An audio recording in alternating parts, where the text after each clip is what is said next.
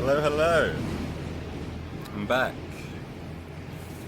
Yeah, it's been about 2 weeks now. That's and it feels strange making videos again, actually. But getting back into it.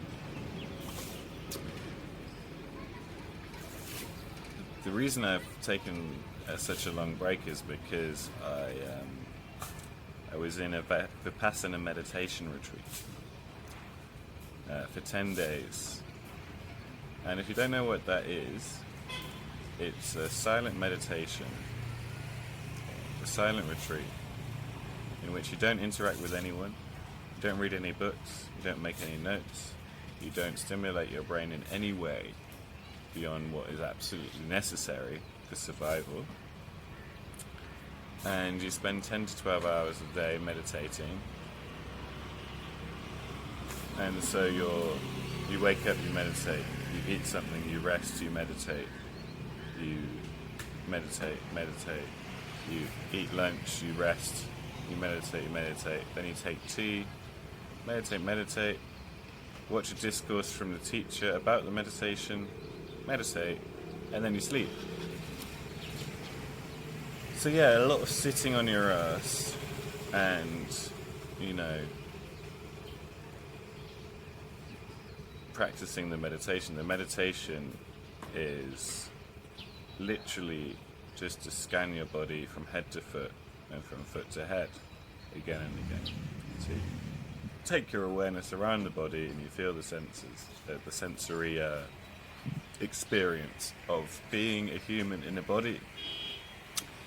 And the idea is that it shows you like the direct experience, because in the Buddhist theory, which is probably quite accurate actually,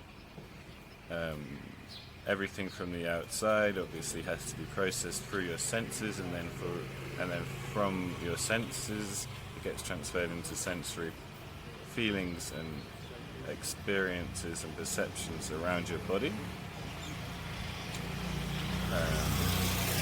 Things such as itching, tingling, sensation of heat, tension, all sorts of whatever senses, not senses, but sensory sensations. Sorry, whatever sensations you feel. And so they feel to get to the root of the suffering, you have to experience the sensations, to see things truly for how they are. And yeah, really what it is it's a deep dive into your subconscious to draw up all of the suppressed emotions and issues you just never really had a chance to deal with. And yeah, it's a really brilliant experience, incredibly challenging, isolating, really it's like putting a really clear mirror up in front of where you are as a person. And not everyone finishes the course, and you do see from day to day, you'll see like the odd person just somehow disappeared in the night and never was, and he wasn't there in the morning. That's a curious thing, because you can never really ask why or how or what happened to that person. You're just sort of left to wonder. And that really that gets me onto my first point of something I realized, is how petty and egotistical and controlling my consciousness is, my ego consciousness always wants to understand and manipulate what's going on around me, and it wants to know other people's business. It's very nosy. And towards the end of the course I realized that it's not my business to know certain things. Like you'll notice some people's curious behavior patterns. You'll notice that for some reason one person now gets to sit with their back against the wall, or somebody mysteriously keeps all of their possessions outside of their room but not inside it, and your mind, it wants to make these things about you. You want to be the one who solves the problem, or at least knows the answer to the problem, so that you can gossip about it. Because it ignites your curiosity. And what I realised as I was burning up a lot of mental RAM, thinking about things that didn't relate to me, when I could be focusing on things that really matter and ways I can contribute to the world. And what I came to realize is that the things you need to know to fulfill your purpose in life and to do the things that you want to do in life, if you're patient, will eventually just come to you, Another important, probably the most important thing I learned is compassion, or at least another level in my compassion, because I found that to begin with I would be irritated by those who found it difficult to stay silent and to not distract others.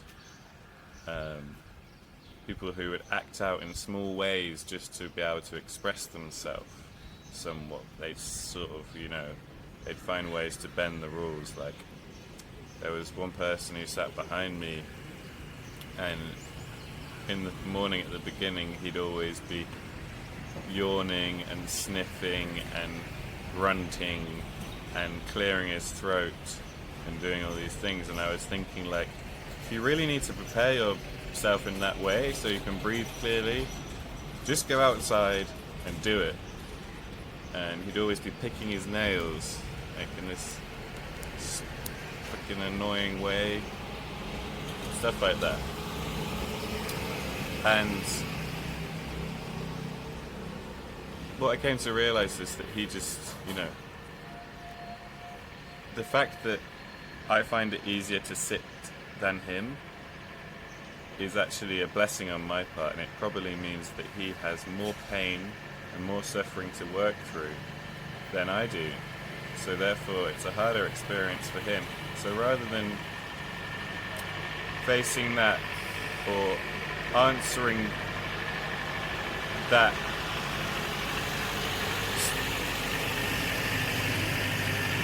negativity that he's putting out, rather than answering that with resentment and anger and frustration, I should be facing it with compassion, because the reason that they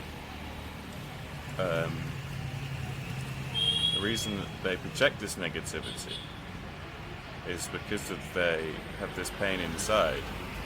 And I think that actually applies to almost anyone that causes the suffering of others. It's probably because they have more pain inside. If someone does something you can't understand that seems to be cruel, it's probably because they have a level of suffering that you can't understand. And they are living through that internal world. But I just learned that if he's distracting me, he first has to be very uncomfortable himself. So therefore he's finding this process more difficult than I am. So therefore I should be compassionate for him in his suffering. I shouldn't be resentful. And in that way I managed to let go a lot of the resentment, and I found that I wasn't annoyed by the distractions anymore.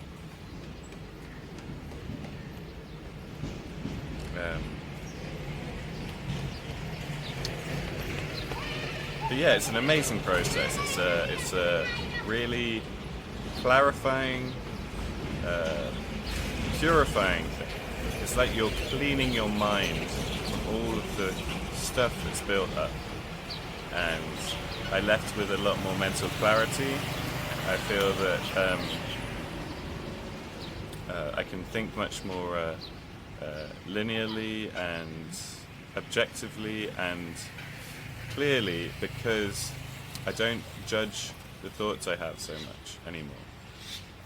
I have a lot more patience with myself, a lot more forgiveness for myself, because I've processed some of my pain, which means that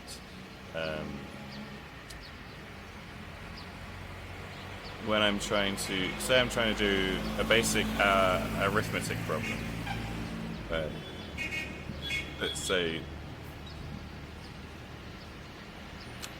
I don't know, let's multiply 4 by 23, right? The way you do that is you multiply the 4 by the 20, and then you multiply the 4 by the 3, and then you add the results together. Previously, I might multiply the 4 by the 20, that's 80. The method is to hold that 80 in the back of your mind while you do the 4 times 3, 12, and then you add the numbers together. Previously, I might have had this level of self-doubt where I'd go, okay, it's 80, and then I work out 4 times 3, 12, and then I'd be thinking like, oh, I think it was 80, but what if it was 70? And then I go back and I'd redo the first calculation, and by the time I'd done that, I start to doubt the second calculation. And you see how this causes your mental faculties to be lower, because you're wasting time in self-judgment and doubt and confusion. There's a doubt takes a certain amount of energy or a certain amount of brain capacity, and if you can eliminate that chatter, that persistent self-reproaching that is there, and you can think much more clearly, you can present your points in much more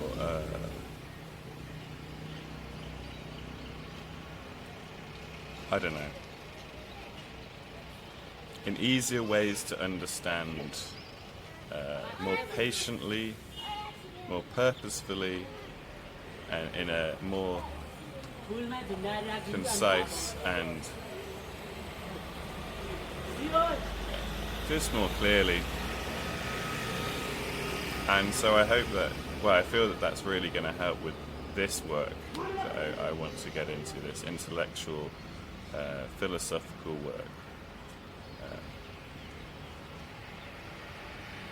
Because it just lends a level of self-confidence that will make my videos more slick, more precise, more on point, more engaging.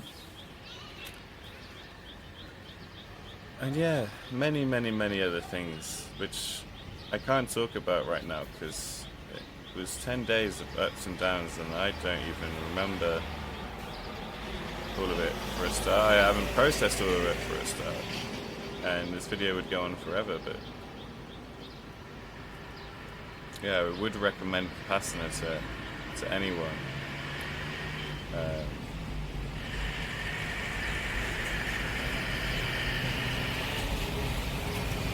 Okay, so thanks for watching.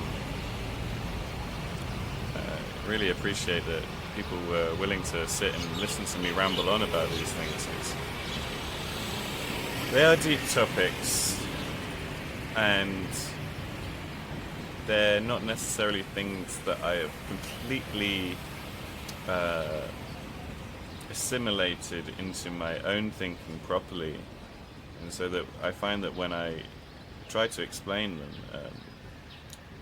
it can sort of show the holes in my own reasoning, and so in a way, by making these, I'm learning, you know. And so I appreciate your patience as I stutter and I fumble and I find my feet, I find my voice in this world, in this field. And I wish you all the most fantastic day and a beautiful life. And what I really want for you is to look at the world clearly and to learn what there is to be learned every day. Because we are in a beautiful world. We're sharing this human experience. This is the real deal. This is your life. This is all there is. So experience it. Feel it. Love it. And yeah, see you on the other side. Peace.